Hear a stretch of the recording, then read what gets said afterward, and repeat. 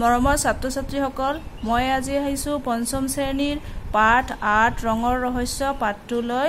প্ৰথমে পাঠটো পঢ়ি দিম, তাৰ পাছত প্ৰশ্ন উত্তৰৰ লগতে পাঠভিত্তিক যিখিনি ক্ৰিয়াকলাপ আছে গোটেইখিনি কৰিবলৈ চেষ্টা কৰিম। গতিকে পলম নকৰি ভিডিঅ'টো আৰম্ভ কৰিছোঁ। পাঠ ৮ ৰঙৰ ৰহস্য। ৰং ৰং নানা ৰং কিনিবলৈ যাওঁ, ৰংপুৰ অভিমুখে আমি আগুৱাওঁ। এই গীতটি নিশ্চয় তোমালোকৰ চিনাকি গীত। গীতটি গাই বা শুনি তোমালোক চাগৈ আপোন পাহৰা হোৱা। তলৰ গীতটি বাৰু শুনিছানে? ৰং কিনিবা কোনে অ' ৰং কিনিবা কোনে, মোনা ভৰাই ৰং আনিছোঁ কিনা মনে মনে। ৰং বা ৰঙীন বস্তুৱে মন ৰঙিয়াল নকৰেনে বাৰু? নীলা আকাশ, বহুৰঙী ৰামধেনু, উদয় হোৱা বা অস্ত যোৱা ৰঙা বেলিৰ ৰঙে সকলোৰে মন মুগ্ধ কৰে। শাওণ মাহৰ সেউজীয়া পথাৰ আৰু আঘোণ মাহৰ পথাৰ ভৰা সোণোৱালী হৈছেও বিমল আনন্দ দিয়ে। আদিম মানুহৰো ৰঙৰ প্ৰতি আকৰ্ষণ আছিল। তাহানিখন গুহাত বাস কৰা লোকেও গুহাৰ বেৰত ৰঙীন ছবি আঁকিছিল। পিছে ৰংনো কি? আমি ভিন ভিন ৰং কিয় দেখিবলৈ পাওঁ? ৰঙৰ ৰহস্য ভেদ কৰিবলৈকে বহুকাল জুৰি মানুহে চেষ্টা কৰি আহিছে। ছাৰ আইজাক নিউটন নামৰ বিজ্ঞানী এগৰাকীয়ে পোনপ্ৰথমে পৰীক্ষা কৰি দেখুৱাইছিল যে সূৰ্যৰ পোহৰত ৭টা ৰং আছে। তেওঁ এই কথাও প্ৰমাণ কৰিছিল যে এই ৭টা ৰং মিলিহে বগা পোহৰ হয়। বেলিৰ পোহৰত থকা ৰং ৭টাৰ নাম তোমালোকে জানা নিশ্চয়। সেইকেইটা হ'ল বেঙুনীয়া, ঘন নীলা, নীলা, সেউজীয়া, হালধীয়া, সুমথিৰা আৰু ৰঙা। ইংৰাজী ভাষাত এই ৰং বুজোৱা শব্দ ৭টাৰ প্ৰতিটোৰে প্ৰথম আখৰটো লৈ এটা শব্দ গঠন কৰা হৈছে। সেই শব্দটো হৈছে ভিবজিয়ৰ, VIBGYOR। বেলিৰ পোহৰৰ ৰহস্য আৱিষ্কাৰৰ পাছতহে মানুহে ৰঙৰ ৰহস্য বুজিব পৰা হ'ল। এতিয়া ভিন ভিন ৰং দেখাৰ কাৰণ কি জানি লোৱা। কোনো বস্তুৰ পৰা পোহৰ প্ৰতিফলিত হৈ আমাৰ অক্ষিপটত অৰ্থাৎ আমাৰ চকুৰ পৰ্দাত পৰিলে আমি বস্তুটো দেখোঁ। আন্ধাৰত থকা বস্তু আমি এই কাৰণেই নেদেখোঁ যে তাত পোহৰ নপৰে, গতিকে তাৰ পৰা পোহৰ প্ৰতিফলিত হৈ আমাৰ অক্ষিপটত নপৰে। আমি কোনো এটা বস্তু নীলা দেখাৰ কাৰণ হ'ল বস্তুটোৱে তাৰ ওপৰত পৰা পোহৰৰ ৰংকেইটাৰ ভিতৰত কেৱল নীলা ৰংটোহে আমাৰ চকুলৈ প্ৰেৰণ কৰে। পোহৰৰ বাকীকেইটা ৰঙক নীলা ৰঙে শুহি লয়। উদয় হ'বলৈ ধৰা বেলিটো আমি ৰঙা দেখোঁ, কাৰণ বেলিৰ পোহৰৰ বাকীকেইটা ৰং বায়ুমণ্ডলে শুহি লোৱাত কেৱল ৰঙা ৰংটোহে আমাৰ অক্ষিপটত পৰেহি। একেদৰে কলা চিয়াহী, শ্ৰেণীকোঠাৰ বৰ্ডখন বা চিলটখন আমি কলা দেখোঁ, কাৰণ সেইবোৰৰ ওপৰত পৰা পোহৰৰ কোনো ৰঙেই আমাৰ অক্ষিপটত নপৰেহি। এই বস্তুবোৰে আটাইকেইটা ৰং শুহি লয়। অন্য প্ৰাণীবোৰেও আমি দেখাৰ দৰে ৰংবোৰ দেখেনে? বিজ্ঞানীসকলে এই বিষয়ে ভালেমান পৰীক্ষা নিৰীক্ষা চলাই আছে। তেওঁলোকে পৰীক্ষা কৰি পাইছে যে গৰিলা, গিবন, চিম্পাঞ্জী আৰু ওৰাংউটান জাতীয় বন মানুহবোৰে আমাৰ দৰেই ৰং চিনিব পাৰে। কিছুমান চৰাইয়েও আমাৰ দৰে ৰং চিনি পায়। ঘৰিয়ালে বোলে সকলো বস্তুৰে ৰং মটিয়াহে দেখে।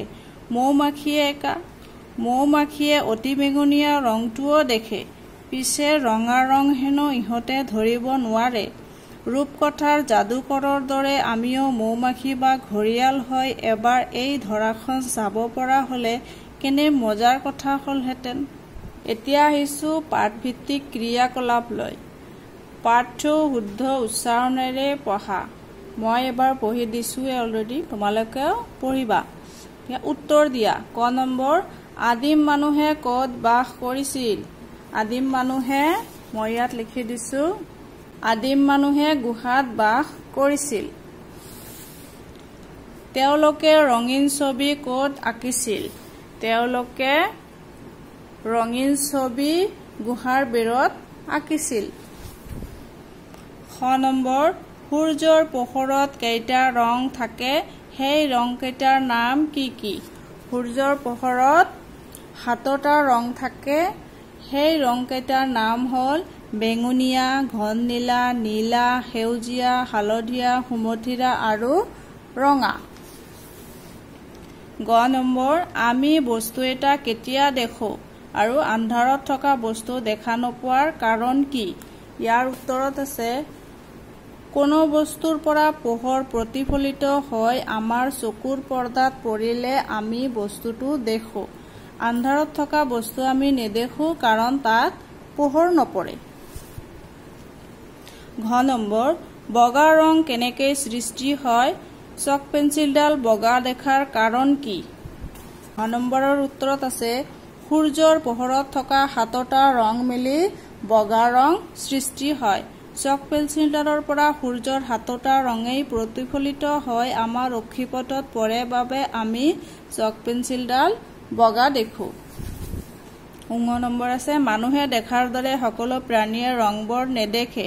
ৰং দেখা পোৱা প্ৰাণীবোৰৰ নাম কি কি? মানুহে দেখাৰ দৰে সকলো প্ৰাণীয়ে ৰংবোৰ নেদেখে। ৰং দেখা পোৱা প্ৰাণীবোৰ হ'ল গৰিলা, গিবন, চিম্পাঞ্জী আৰু ওৰাং ওটাং জাতীয় বন মানুহবোৰ। তাৰ পাছত আছে কাৰ কি ৰং মিলোৱা? ইয়াত আছে আকাশখন হ'ল নীলা ৰঙৰ, গছৰ পাত সেউজীয়া, গাখীৰ বগা, সৰিয়হৰ ফুল হালধীয়া, চুলিৰ টাৰি হ'ল কলা আৰু বেঙেনা বেঙুনীয়া। ইয়াত আঠটানি মিলাব লাগিব। খালী ঠাই পূৰ কৰা। খালী ঠাইত আছে ঘৰিয়ালে বোলে সকলো বস্তুৰে ৰং। ঘৰিয়ালে ৰংবোৰ কেনেকুৱা দেখে? ঘৰিয়ালে সকলো বস্তুৰে ৰং মটীয়া দেখে। আটাইকেইটা ৰঙৰ পোহৰ শুহি লোৱা বস্তুক আমি কেনেকুৱা দেখো? আটাইকেইটা ৰং শুহি লোৱা বস্তুক আমি বগা দেখো। ৰঙৰ ৰহস্য ভেদ কৰা বিজ্ঞানীজনৰ নাম কি? ৰঙৰ ৰহস্য ভেদ কৰা বিজ্ঞানীজনৰ নাম হ'ল ছাৰ আইজাক নিউটন। সঁচা নে মিছা লিখা। ক নম্বৰত আছে আদিম মানুহৰ ৰঙৰ প্ৰতি আকৰ্ষণ আছিল। আমি পাঠ্যত পাইছো আদিম মানুহৰ ৰঙৰ প্ৰতি আকৰ্ষণ আছিল, গতিকে এইটো সঁচা হ'ব। আঘোণ মাহৰ পথাৰ সেউজীয়া। আঘোণ মাহৰ পথাৰ আচলতে সোণোৱালী হয়, গতিকে এইটো মিছা হ'ব। মৌ-মাখিয়ে হেনো ৰঙা ৰং ধৰিব নোৱাৰে। এইটো সঁচা, ৰঙা ৰং ধৰিব নোৱাৰে। কিছুমান চৰাইয়েও আমাৰ দৰে ৰং চিনি পায়। এইটো সঁচা। মানুহে অতিবেঙুনীয়া ৰংটোও দেখে, এইটো মিছা। তাৰপিছত আছে ভাষা অধ্যয়ন ব্যৱহাৰিক ব্যাকৰণ। তলত আঁচ দিয়া যুক্তাক্ষৰ কেইটা ভাঙি দেখুওৱা।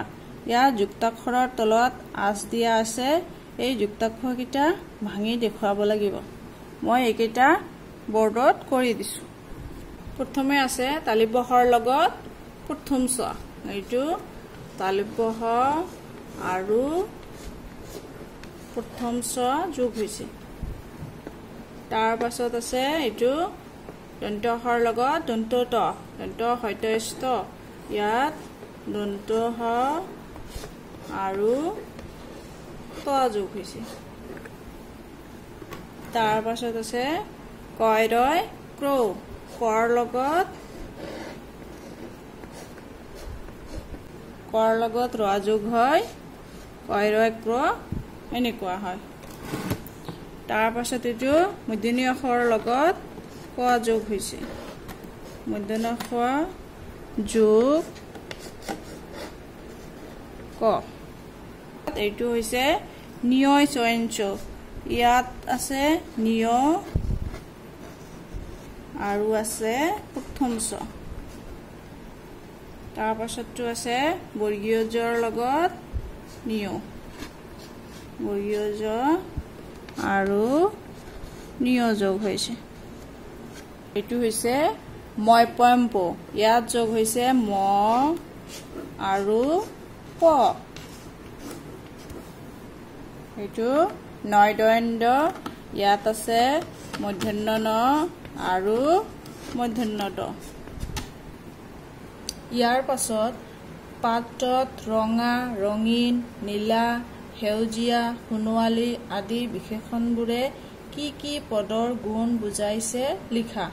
ইয়াত ৰঙাই বুজাইছে ৰঙা বেলি, ৰঙিনে বুজাইছে বস্তুৰ গুণ, নীলা আকাশ, সেউজীয়া পথাৰ, সোণোৱালী শইচ। তাৰ পাছত আছে তলৰ অৰ্থৰে সৈতে শব্দ দিয়া হৈছে, সেই শব্দবোৰেৰে বাক্য সজা। ৰং মানে হৈছে আনন্দ বা ধেমালি। ইয়াত মই লিখিছো বহাগ বিহু হৈছে ৰঙৰ উৎসৱ। ৰং মানে বৰণ। ইয়াত লিখিছো সূৰ্যৰ পোহৰত সাতটা ৰং আছে। তাৰ পাছত বহুৰঙী মানে কেইবা ৰঙৰ। বহুৰঙী ৰামধেনু দেখি আমি মুগ্ধ হওঁ। ৰঙীন মানে ৰংযুক্ত। আদিম মানুহে গুহাৰ বেৰত ৰঙীন ছবি আঁকিছিল। ৰঙিল মানে ৰং বুলোৱা। তাই অঁকা ছবিবোৰ ৰঙিলকৈ সজাইছিল। ৰঙিলী মানে হৈছে ৰঙিয়াল তিৰোতা। জেউতী এগৰাকী ৰঙিলী তিৰোতা। ৰঙালী মানে হৈছে আনন্দপূৰ্ণ বা ধেমেলীয়া বা বহাগ বিহু। বহাগ বিহুৰ আন এটা নাম ৰঙালী বিহু। ৰঙিয়াল মানে হৈছে আমোদি, ৰং লগোৱা বা আনন্দময়। কনক এজন ৰঙিয়াল মানুহ। ৰংচোৱা মানে অলপ ৰঙা বৰণৰ। উদয় হোৱা বেলিটো ৰংচোৱা হয়। ৰংচঙীয়া মানে বিবিধ বৰ্ণৰ সাজ-সজ্জা। ৰীণাই ৰংচঙীয়া কাপোৰ পিন্ধিছে। ৰং ধেমালি মানে হৈছে আমোদ প্ৰমোদ বা মনৰ আনন্দৰ কাৰণে কৰা ধেমালি। বিহুৰ বতৰত আমি ৰং ধেমালি কৰো। ৰং ৰহইচ হাঁহি ধেমালি বা ৰগত ল'ৰা ছোৱালীবোৰে ৰং ৰহইচ কৰি আছে। এতিয়া হৈছো জানো আহা। অনুস্বাৰ আচলতে ঙধ্বনিৰে এটা ৰূপ। অনুস্বাৰ লগ লাগিলে ঙধ্বনিটোৰ উচ্চাৰণ ব্যঞ্জনান্ত হয়। আনহাতে অনুস্বাৰযুক্ত শব্দত বিভক্তি যোগ হলে অনুস্বাৰ ধ্বনিটো ঙলৈ পৰিৱৰ্তিত হয়। যেনে ৰং শব্দটোৰ লগত যেতিয়া ৰ বিভক্তি বা ত বিভক্তি যোগ হ'ব তেতিয়া ৰঙৰ অনুস্বাৰটো ঙলৈ পৰিৱৰ্তন হ'ব। যেনেকুৱা ৰঙৰ, ৰঙত। ঠিক তেনেকৈ কলং শব্দটোৰ লগত ৰ যোগ হ'লে কলঙৰ অনুস্বাৰটো ঙলৈ পৰিৱৰ্তন হয়। কলঙৰ, কলঙলৈ ঙলৈ পৰিৱৰ্তন হয়। জ্ঞান সম্প্ৰসাৰণ। জানো আহা। ৰঙৰ ৰহস্য ভেদ কৰা বিজ্ঞানীজন। এইজন হৈছে ছাৰ আইজাক নিউটন। ৰঙৰ ৰহস্য ভেদ কৰা বিজ্ঞানীজন ছাৰ আইজাক নিউটন। তেখেতৰ জন্ম হৈছিল 1642 চনত ইংলেণ্ডত। পিতৃ মাতৃ অবিহনে আইজাক নিউটন আইতাকৰ লগত ডাঙৰ দীঘল হৈছিল। সৰুকালত তেখেত পঢ়া শুনাত অমনোযোগী আছিল, কিন্তু নানা ধৰণৰ খেলনা আৰু যন্ত্ৰপাতি তৈয়াৰ কৰাত বৰ পাৰ্গত আছিল। কম বয়সতে আইজাক নিউটনে বায়ুকল আৰু বেলিঘড়ী সাজি উলিয়াইছিল। আইজাক নিউটনে কেম্ব্ৰিজ বিশ্ববিদ্যালয়ত অধ্যয়ন কৰিছিল আৰু তাৰ পাছত তাতেই অধ্যাপনা কৰিছিল।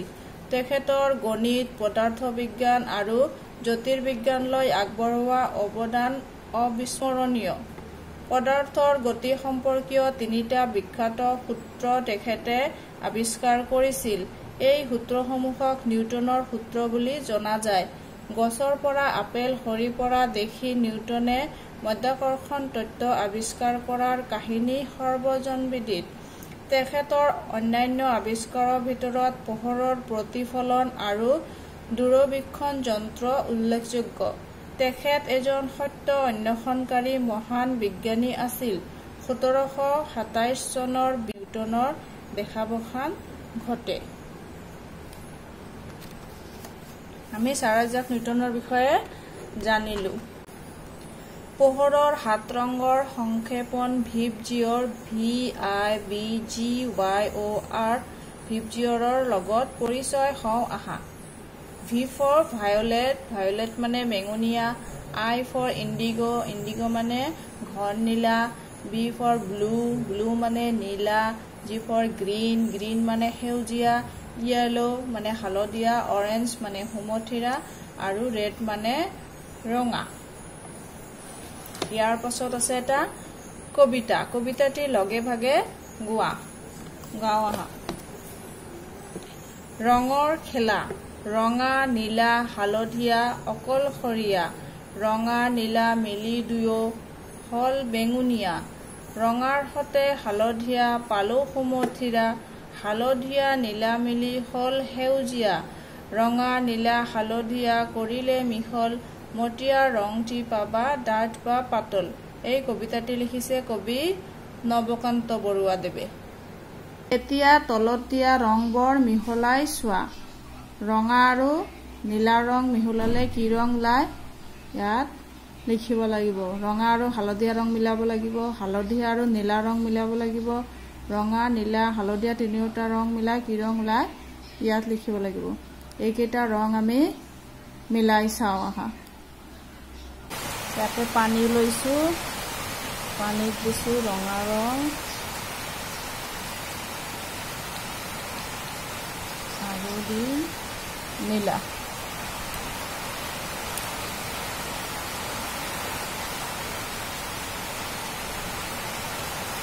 নীলা দিয়াৰ পাছত কি ৰং ওলাইছে? বেঙুনীয়া ৰং ওলাইছে।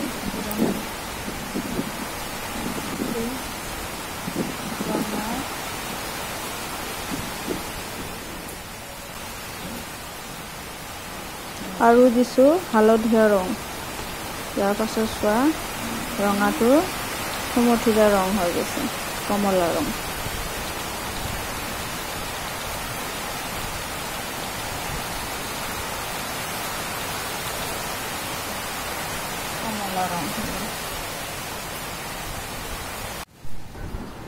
আকৌ পানীত হালধীয়া ৰং দিছো,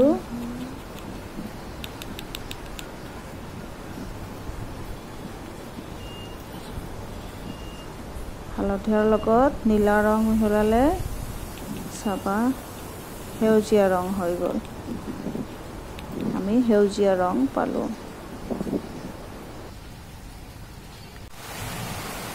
আকৌ ৰঙাৰ লগত নীলা আৰু তাৰ লগত হালধীয়া ৰংটোও মিহলাব দিছে। তিনিওটা ৰং মিহলাই কি ৰং পাইছো? মটীয়া ৰং পাইছো।